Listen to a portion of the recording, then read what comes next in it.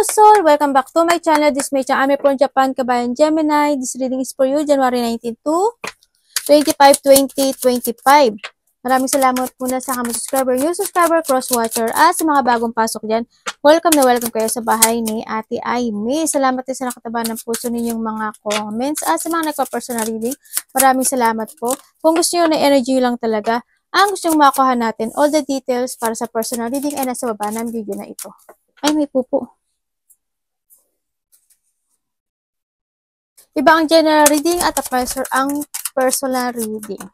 Pag hindi nag-resonate sa'yo at hindi naman nangyari, ibig sabihin hindi mo energy ang ating nakukuha.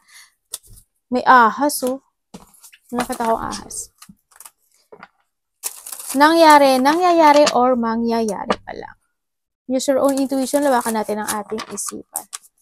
Ingat, may taong hindi magpapatalo daw.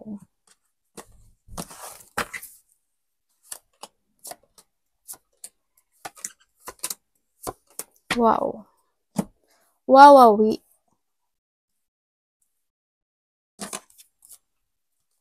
Meron tayo number 2, number 6, number 7, number 11. Uyo, congrats! There's a luck. Ibig sabihin, may nangyayaring maganda sa buhay mo this time. No, may nangyayari. Kung ano mang achievement yan, kung ano mang growth yan, at ano mang nangyayaring kasiyahan sa buhay mo this time is congratulations. Oo, kasi ang nakikita ko sa iyo ngayon is you feel relaxed. At nandito yung sitwasyon na may nangyari sa buhay mo na parang nakakaramdam ka na ngayon ng relaxation, no? Sa nakikita ko dito. Yes, nandito yung sitwasyon na, yes, there's a luck. No? Kung kumaga maaaring may mga pagkapanalo. Either sa gambling, there's a hope, or there's a chance. Kung hindi man siya sa gambling is maaring merong isang sitwasyon na dati bit nyo ngayon okay na. Ganyan, no? Kumbaga may mga problema siguro na unti-unti mo nang mariresolbahan o unti-unti nang nariresolbahan. Nakikita ko sa'yo. May mga opportunity, actually. Yes. Nagkakaroon ng opportunity na nangyayari o may opportunity parating. O iba dito, baka nandito na kayo sa bagong simula nyo, napakikibaka sa inyong bagong trabaho, sa inyong trabaho man yan, o sa inyong relationship, o kung saan man sitwasyon na. May mga positivity, ako nakikita sa iyo, may mga tutulungan ka, o may mga pagtulong din, tutulungan ka o tutulungan mo. Ako nakikita dito, as in, may mga small happiness happen. Makaramdam ka ng happiness. And then, syempre, hindi mawawala yung reflection na nangyari sa nakaraan, no? Maari may mga reflection from the past, ganyan, may mga aalalahanin ka pa rin, may mga worry, may mga doubt pa rin, ako nakikita. Sa iyo, may mga problema, hindi naman ganun kalaki ang nakikita ko dito, no? And then, ito mo si ahas, oh, nandito siya. Mag-ingat ka, no? Kasi may tao pa rin na maaring kasamahan mo sa trabaho, maaring may nakamadjag sa'yo, no? May taong manliling lang. May panliling lang ako nakikita. May mga cheating. Either kaibigan, may cheating, either kaibigan mo, boyfriend mo, asawa mo, girlfriend mo. May cheating ako nakikita, as in meron. May mga unclear situation akong nakikita. Sa iba, siguro, sa ibang aspeto ng buhay mo maganda. Maganda, o you feel relaxed. Ibig sabihin may nangyayaring maganda na sa ngayon, ano, o nagkakaroon na ng good situation. Pero may pagdadaanan. Ibig sabihin may magkakaroon pa rin mga conflict o hindi pagkakaintindihan, malaki man o maliit yan. May mga debate, may mga tao or may tao pa rin na aabusaduhin ka. No, mayroon pa rin ako nakikita dito na you will give an effort and hard work. Ako sa nakikita sa'yo, no? And then, pero ikaw yung masasaktan. May mga physical activity ako nakikita. Hindi ko alam kung kayo is maaring doon kayo masasaktan. May mga pain kasi ako nakikita. Maaring kung nag-exercise kayo, nag-gym kayo, yun. No? Kumbaga may something fire akong nakikita dito sa sitwasyon mo. Andito na rin yung iba sa inyo is pagkakaroon ng paninindigan to your desire or your take it action sa mga bagay-bagay na ilelet ko mo sa buhay mo.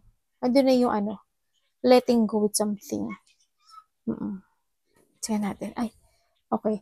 Ang nakikita ko sa'yo dito is, yes, nagkakaroon ng development, when it comes sa buhay mo this time, sa stability mo, sa sarili mo, sa mga friend mo, o sa mga tao na nasa paligid mo, no? There's a commitment or there's a development happening sa nakita ko dito, no? And nandito na rin mga bagong plano mo this time. May mga gusto kang gawin this time, either a travel, may mga actions, may mga positive motion ako na nakikita sa'yo, na andito na yung pagpaplano mo to your future sa iba sa inyo. Pero, syempre, nandun pa rin yung doubt na nakikita ko sa iba sa inyo dahil sa mga ginagawa nyo. Maaring sa karelasyon mo, maaring sa mga work mo, sa kaibigan mo, o sa mga nakakaharap mo. You're doing your fashion kasi maaring sa iba sa ganun. Kuhanin mo lang sa ganun, no? Maaring may doubt pa rin, kahit papaano, no? Maaring nandun pa rin yung sitwasyon na parang nagkakaroon ka ng yung iba very careful. Maaring iba is very careful, plano, ganyan. O yan din yung partnership, ganyan. Nagkakaroon ng option yung iba sa kanilang mga either love or mga gagawing situation. Ganyan. And then, magkakaroon, it's up to you to make it happen. Kung gusto mo talaga magkaroon ng resetting o new beginning sa buhay mo, is yun yung kailangan mong i-pursue, no? Sa nakikita ko dito. May mga beginning naman, may mga magtatapos sa buhay mo. Pero pag ginawa mo yun, mas magiging okay siya. Pero it's up to you. Tingnan pa rin natin kung anong kalalabasan niya. May mga magbibigay doon ng payo sa'yo or bibigyan mo siya ng payo. Okay. About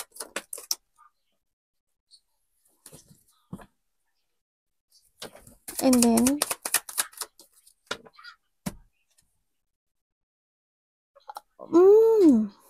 okay.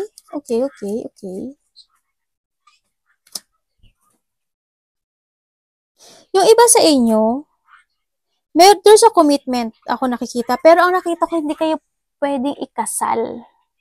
Or hindi. Oo, hindi eh. Hindi ko alam kung kasal na siya, or may karelasyon siya, o kaya na pareho kayo ng pareho kayo lalaki, pareho kayo babae, ganun. Ang nakikita ko. There's a commitment, o ako nakikita dito, na magkakaroon ng stability, no? At magkakaroon din ng promises. Ako nakikita dito, na magkakaroon ng pag-uusap to a promises. Pang forever pa to? Ano to? Tingnan nga natin.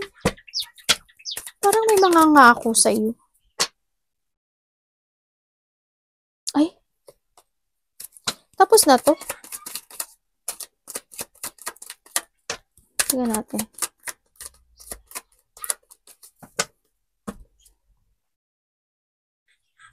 Okay. Okay, ibig sabihin, may tao dito na makikipag-usap sa'yo. Teka lang Ayusin ko yung upo ko.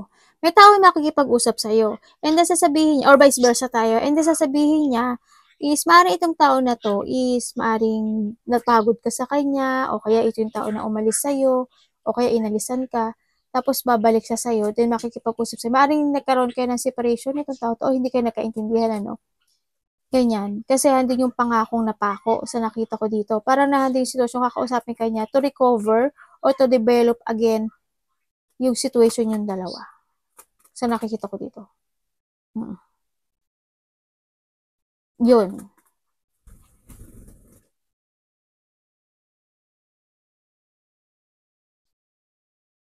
Sa iba naman sa inyo, kung sa this is a work, is mag-ingat ka pa rin kasi may nakikita ako dito na medyo mapapagod ka raw may mga tao pa rin sa'yo na hindi sila willing to commit sa iyo sa nakita ko. Kaya makakaramdam ka pa rin ng painful situation dito, no?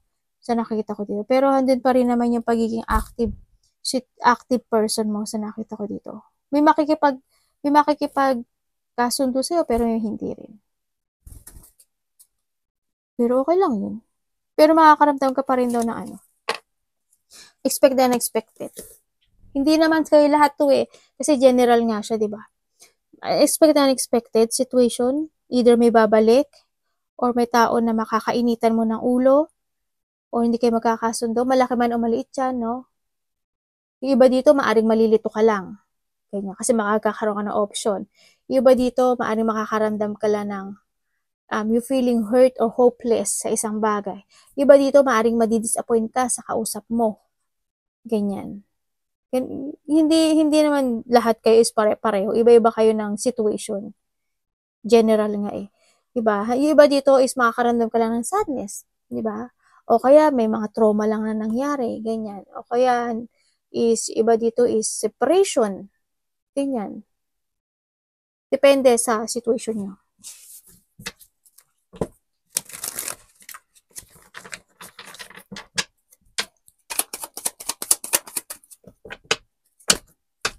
Nine of Pentacles. Nine of Pentacles. Nanalo.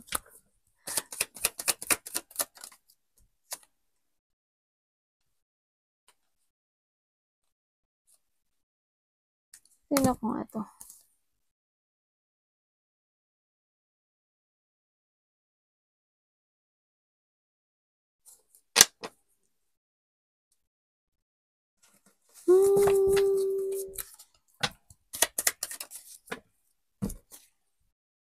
Okay. Yung iba sa inyo,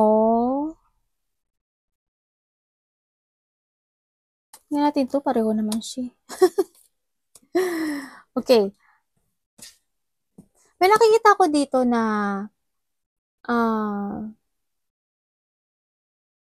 there's a slowly movement ako na nakikita dito na may tao kasi ikaw or vice versa na parang naghihintay siya ng tamang panahon, tamang pagkakataon. They waiting for something.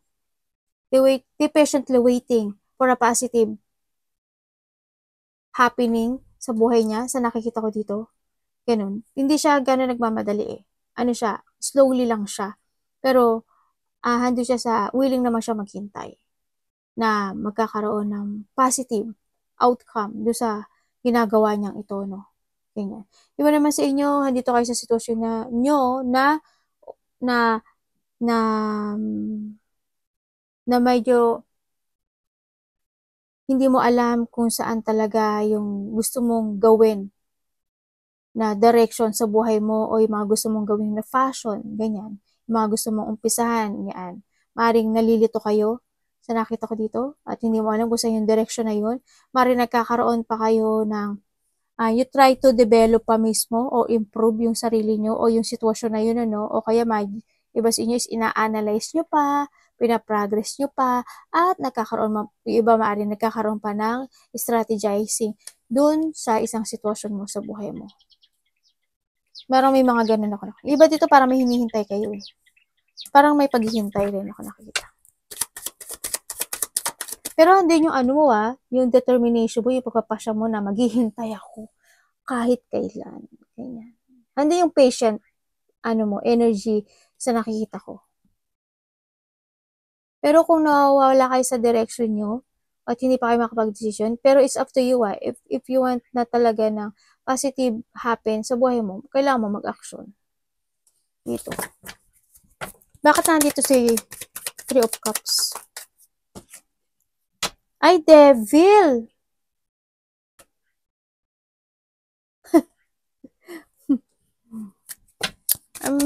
Bakit?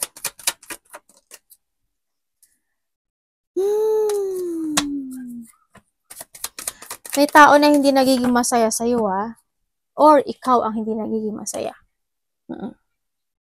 Okay, may mga tao dito na pinag-isipan ka nila ng hindi maganda, or may tao dito na toxic. No, mga kaibigan mo, or may tao dito na in a frustrated situation, na nagkaroon sa kanya ng unfulfillment situation, na maaaring itong tao to i-disconnected na sa'yo. Maaaring there's a distance, ako nakikita, or vice versa ha, or vice versa. Ay, sabihin ko sa'yo yung we have the Pisces, Cancer, Scorpio. Meron tayong Leo, Taurus, Virgo, and Aquarius.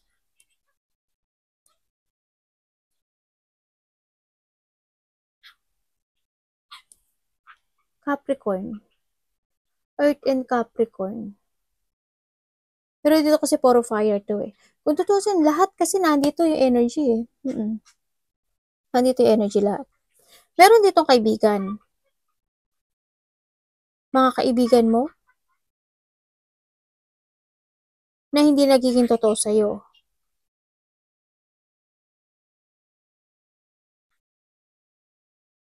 May tao na nag-iisip ng hindi maganda sa'yo. Nagkaroon ng mga negativity or nagkaroon ng mga unfulfilled or frustrated situations na nakikita ko dito, or emotions, no, na maaring, ang nakita ko kasi dito is na-stuck. Nagkaroon na may tao na na-stuck, tapos hindi siya naging masaya.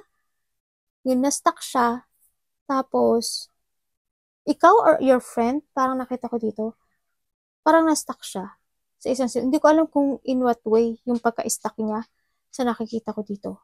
Maaring sa kasama niya sa trabaho, sa karelasyon niya, sa kaibigan niya, o sa workplace. Parang, basta may na-stuck. Titingnan ko nga. In what way?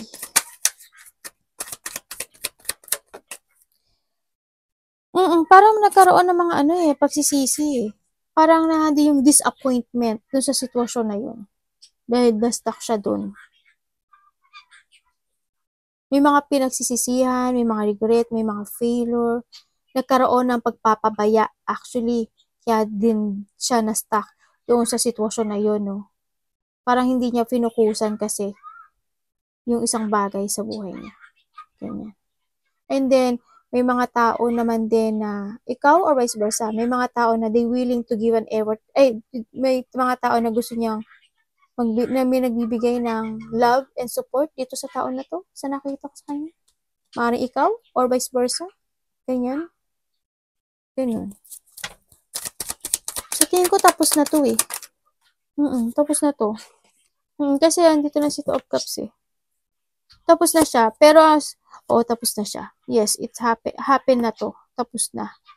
Kasi andito na si Ten of Cups oh. Pero nahadun pa rin talaga yung, siguro naaalala mo to, or naaalala niya itong sitwasyon na to sa nakita ko. Kasi ngayon is nakikita ko na natapos na yung sitwasyon, pero andun pa rin yung thinking at night dun sa sitwasyon na yun. Maring naalala niya lang. Kasi nandito tayo sa Ace of Pentacles. Yan. May nagtapos na actually. Kasi nandito na rin yung mga yung mga tao na magkakaroon na ng magandang relationship. May harmony na. May mga pagkakaisa na ako nakikita dito. Meron ako nakikita in na 2 days, 3 days. Ako nakikita. 2 or 3. O 3 o 4 man yan. Parang may kakaroon ng bonding. Maaari may mga pupuntahan kayo na celebration, may mga collaboration. Iba dito may gagawin kayong creativity, no? Yung iba ganun. Yung iba dito collaboration. Yung iba dito baka mag-chill kayo, ganyan. Baka mag-go out kayo, inom lang kayo ng kape, snack, cheesecake, di ba? Yung mga ganun-ganun. Sa iba ganun, oo. No? Baka may mga pupuntahan kayo na gathering, ganyan, married, yung mga ganun ako nakita. Siguro within 2 days, 3 days, weeks man yan, months man yan, nangyari man yan, o nangyayari na, o mangyayari pa lang. Iba dito hours yun. Tingnan natin. Ay, ano ba yan? Ate, ano ba yan?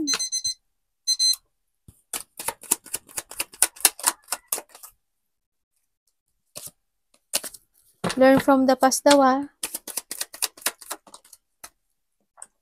Yes, nagkakaroon na ng, di ba? Andito ka na sa bagong sitwasyon mo. Oo, nandito na yung mga bagong plano. May mga plano na, no? You follow your heart na ngayon. May mga idea. Ako nakikita sa'yo. May tao dito na ano, bakit kaya ganun? Hindi ko alam kung ikaw, ha? Hindi ko alam kung ikaw. Pero kanin mo. Kasi may tao dito na gusto niya na ano offering of love. Ako nakikita dito. Parang gusto niya ng union. Gusto niya ng pagbabalikan or getting together. Ako nakikita dito. May plano na siya.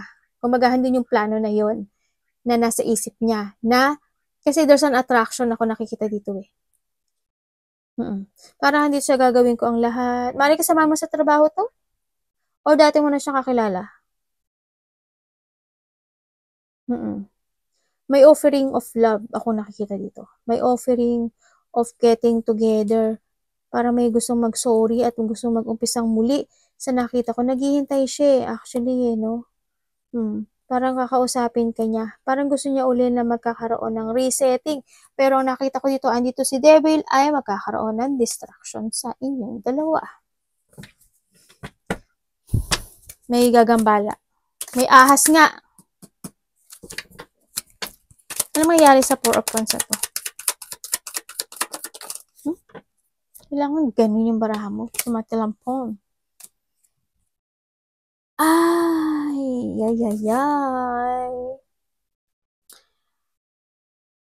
Pero may tao dito na magiging bitter.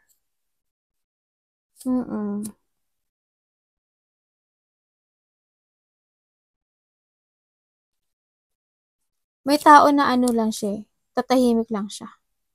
Parang hindi pa siya makakapag-decide. Parang handun pa lang siya dito sa puro plano, puro thinking. Kasi hindi niya alam kung sasabihin niya sa'yo, kakausapin ka niya, tatawagan ka niya, iti-text ka niya, ipaparamdam niya ba sa'yo. Hindi niya alam eh. As in, hindi niya alam. Handun kasi yung takot. Takot siya. Natatakot siya. As in. Hindi ko alam why. Pero takot yung nararamdaman niya.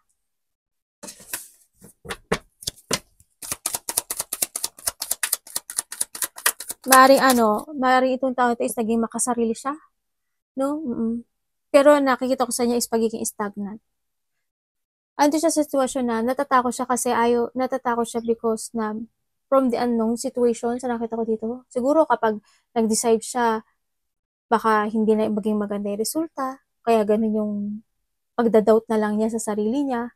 Diba? Maaaring siya rin yung devil eh. Or vice versa tayo. Kasi why? Kasi syempre hindi niya masabing sinasabi niya sa'yo. Hindi niya magawa o masabi yung gusto niya sabihin sa'yo. Diba?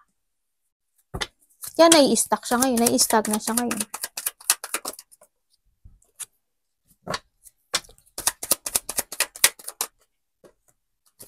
Devil again. Devil.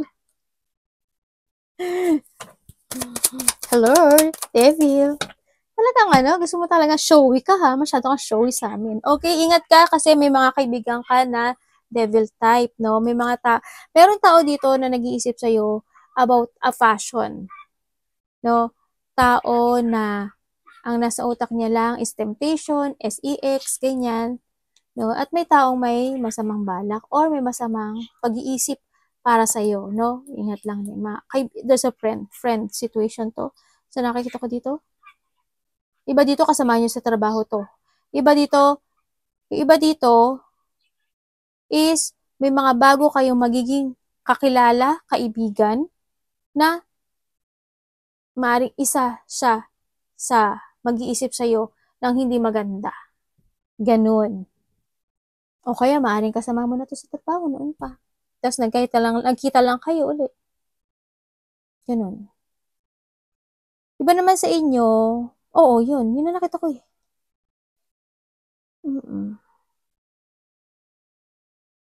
Si Debbie, malakas to mag-trip ah. Ba't pa lumalabas ka sa amin? Anong pwede ko malaman kay ano? May umiinom ng alak. May umiinom ng alak, oo, umiinom ng alak. May nagsusugal ba sa inyo, uminom ng alak? Yan. May mga tension pa talaga na hindi natatapos, ano? Ano ito?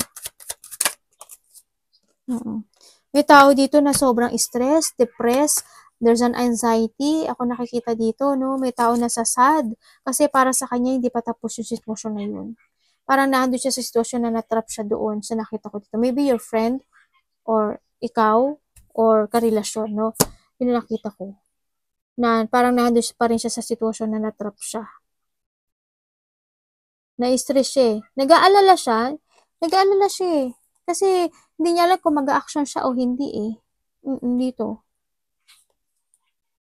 Kasi gusto niya ng pag-uusap or gusto niya uli na magkaroon ng ano, pagkikita or collaborate. Parang dati, muli, yung dati kayo, ganyan. Yan gusto niya ng resetting. Or maybe ikaw to. Hindi ikaw to eh. Dito ka na sa the full eh.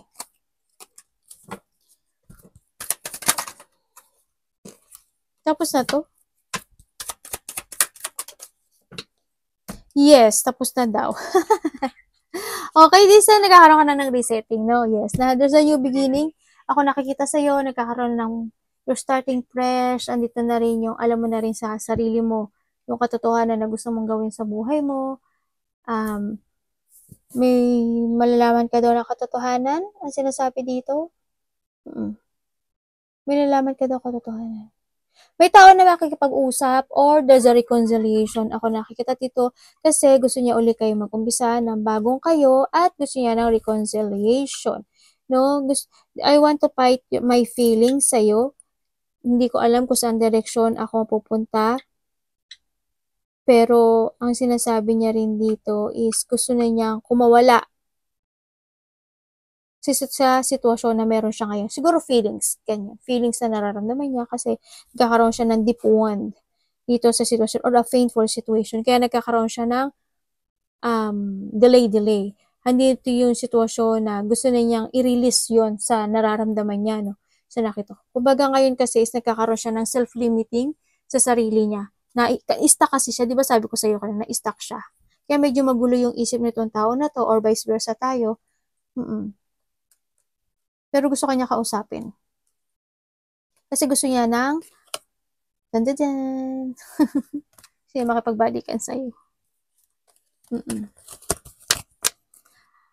Arigatou naman si Candice.